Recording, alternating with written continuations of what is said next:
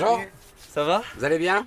On se tutoie ou on fait quoi? On fait ce que vous voulez. Moi je préfère le tutoiement Eh ben tutoyez-moi. mais on peut donc à la télé et tout, belge, Évidemment c'est on possible? peut. Tout est permis. C'est pas bah, dans magnifique, le. Il n'y a eh pas ben- d'article de loi sur la question. Comment vas-tu? Ça va très bien. Je vous ferme la porte. Donc C'est toi parti. tu me vous vois donc?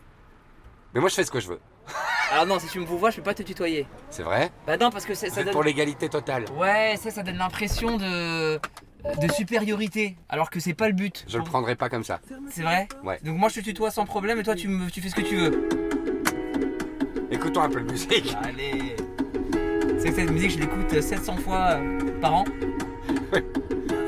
Film et fin de spectacle, hein, c'est C'est ça. un hein. spectacle et puis je la mets aussi sur les vidéos YouTube et puis on m'envoie plein de vidéos de gens qui la mettent à leur mariage Ah ouais. et puis dès que je suis quelque part, je suis jamais en soirée mais dès que je suis quelque part où il y a un peu de musique, toujours à un moment donné où on la met on me fait c'est pour toi? Kairon, vous commencez à rapper et à slammer à 16 ans avant de découvrir le stand-up, votre kiff absolu.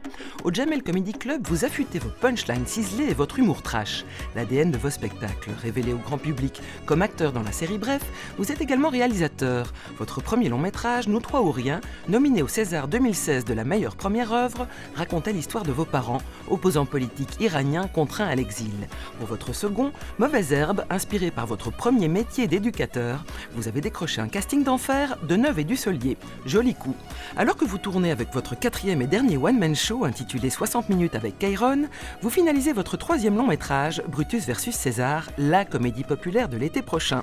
Mais revenons d'abord à votre film originel. Dans les premières choses qu'on fait dans la vie, on met beaucoup de sens. Le premier spectacle, le premier film. Ouais. Vous, votre film, il y a beaucoup de sens évidemment, parce que c'est vraiment l'histoire familiale, à savoir l'histoire de vos parents, tout d'abord, vous, hein, parce que vous allez arriver dans le film à un moment, mais tout petit comme ça, qui sont des combattants de la démocratie en Iran, à Téhéran.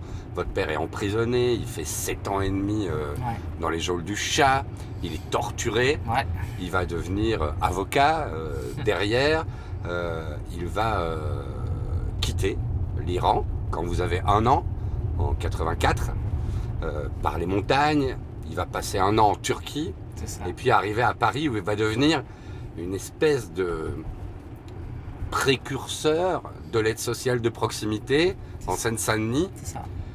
Quel destin, quoi! Ouais, exactement. C'est pour ça que j'en ai fait un film en vrai. Ce qui, moi, m'intéressait avec le parcours de mes parents, c'est que souvent, tu as la première génération d'immigrés qui arrive et la fierté, en tout cas la reconnaissance ou le statut social vient avec leurs enfants. Ouais. Moi, même sans moi, ils ont réussi. C'est-à-dire qu'ils sont arrivés en France avec les plus petits salaires possibles et quelques années plus tard, ils gagnaient très très bien leur vie. Et, Votre père, il a la Légion d'honneur. il a la Légion d'honneur, donc il a été récompensé en dehors du travail de son fils, etc. Ma mère, on n'en parle pas parce qu'elle n'a pas eu de prix, mais ce qu'elle a fait au niveau social, c'est extraordinaire aussi, au niveau local et dans la ville. Sur sa fin de carrière, ma mère, elle gérait le budget de 8 villes en même temps. Oui, c'est ça. Et elle est arrivée en France. Elle a été aussi à la création de Femmes dans la Cité. Exactement, elle a créé plusieurs associations, dont celle-là. Et quand ma mère, elle arrivait en France au début, elle parlait pas français. Et elle était infirmière en Iran, donc elle aidait des gens à domicile, elle fait des prises de sang, des choses comme ça. Voilà. Ils ont commencé au plus bas de l'échelle, quoi.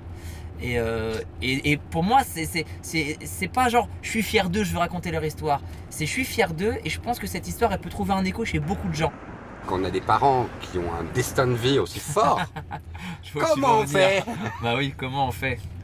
Comment on fait? pour surpasser papa et maman? Bah. Déjà, on n'essaye pas, je pense qu'il faut pas essayer de surpasser. Il faut essayer de trouver sa propre voie. J'ai rencontré des lycéens il y a quelques jours et on me demandait quel est pour moi le but de l'école. Et je disais, le but de l'école, en vrai, ça devrait ni être de former des citoyens, ni être de préparer des futurs travailleurs.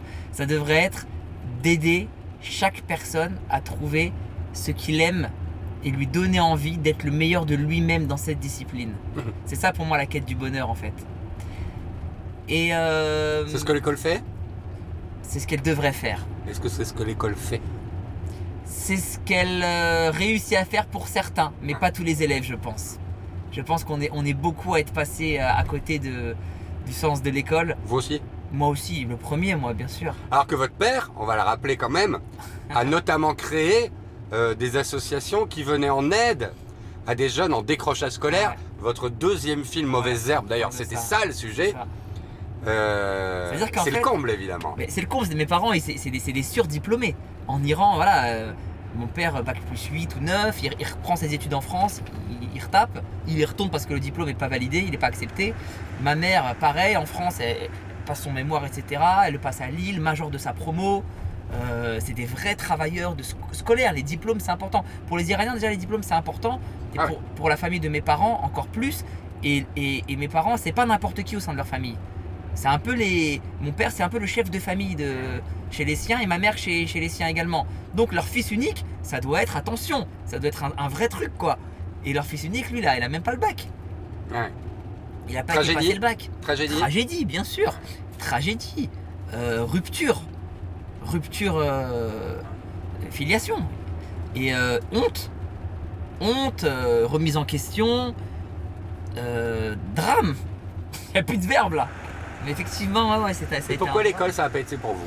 Pourquoi l'école ça n'a pas été? Parce que j'ai pas trouvé ma place. Déjà la première chose à faire pour moi, avant même de forcer les gamins à mettre le pied à l'école, il y a tout un travail à faire pour qu'ils comprennent la chance qu'ils ont d'être à l'école. Parce que s'ils n'étaient pas à l'école, ils seraient en train de travailler dans des mines, des jobs de bas étage parce qu'ils n'ont aucun savoir-faire et ils n'accumuleraient pas de savoir pour ensuite avoir le choix. Et ça, les gamins ne l'ont pas compris. Non, C'est la ça. première chose. Deuxième chose, j'obligerai les gamins à faire partie de la création, entre guillemets, de leur environnement scolaire. Parce que quand t'as toi-même poncé les tables Bien sûr. et que tu les as vernis, tu vas pas taguer ton nom dessus.